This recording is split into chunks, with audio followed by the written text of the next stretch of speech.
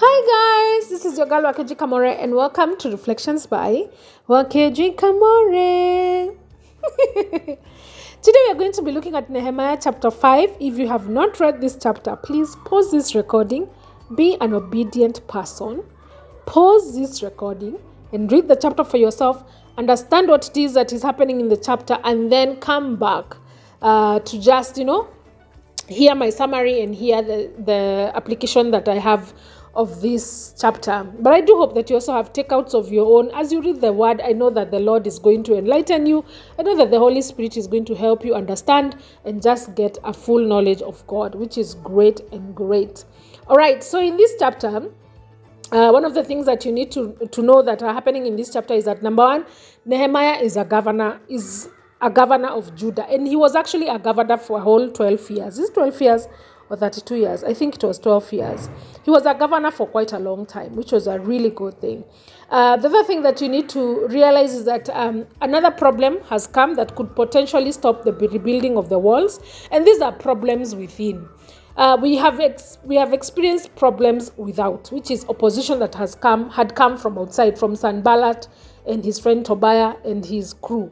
But now we are going to experience problems within, because sometimes even when you're doing the work of the Lord, there are problems that come from outside, and then there are problems that are just happening within, either within yourself or within your, like ziko tu hapo ndani, not opposition, just problems that are happening within.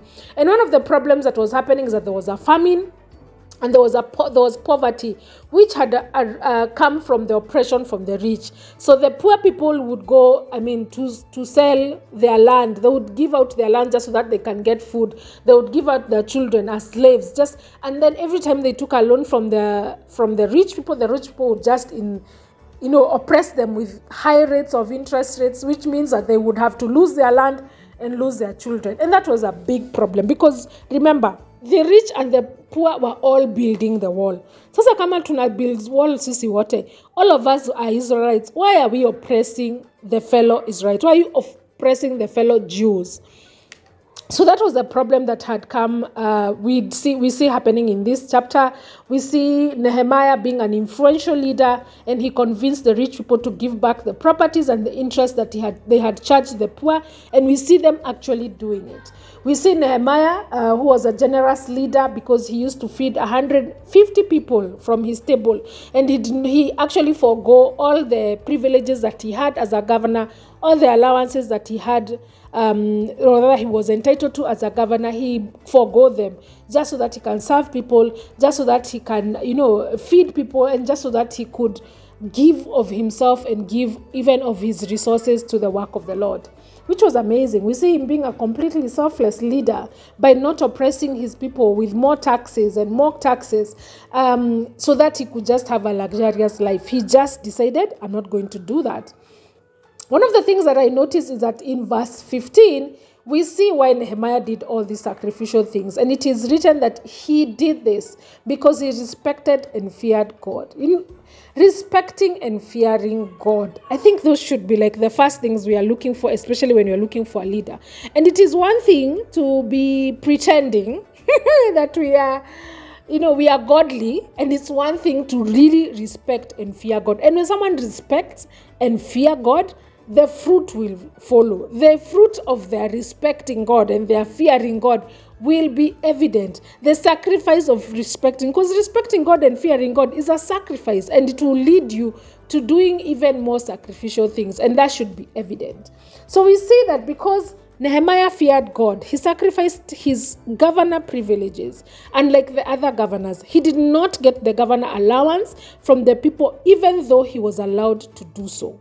Because he feared God and he respected God, he sacrificed his time and his energy. He worked on the wall himself together with his servants. He did not consider himself better than others, or that the work, he did not consider the work degrading for him to do. So he was sacrificial of his time and his money and his energy as well. And because he feared God and respected God, he sacrificed his own money.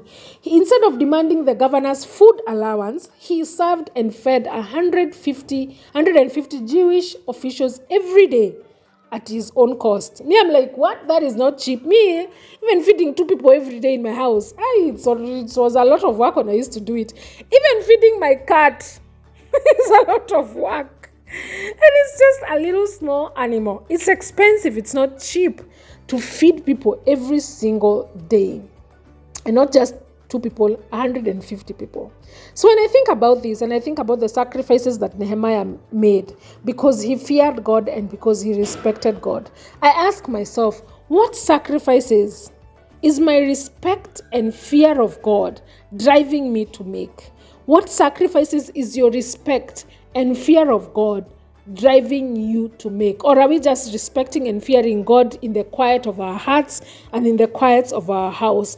Is our fear of the Lord and respect of the Lord leading us to lead a sacrificial life? Ama sisi tunafear tu God na we respect God and fear God in the quiet of our hearts and in the quiet of our house, but there is no fruit of our being respectful of God and our fearful of God. How is it that your respect of God and your fear of God is showing up in your life?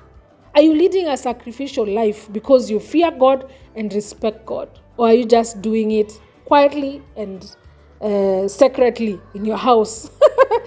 That's a good question to ponder on. Thank you so much for listening and see you tomorrow.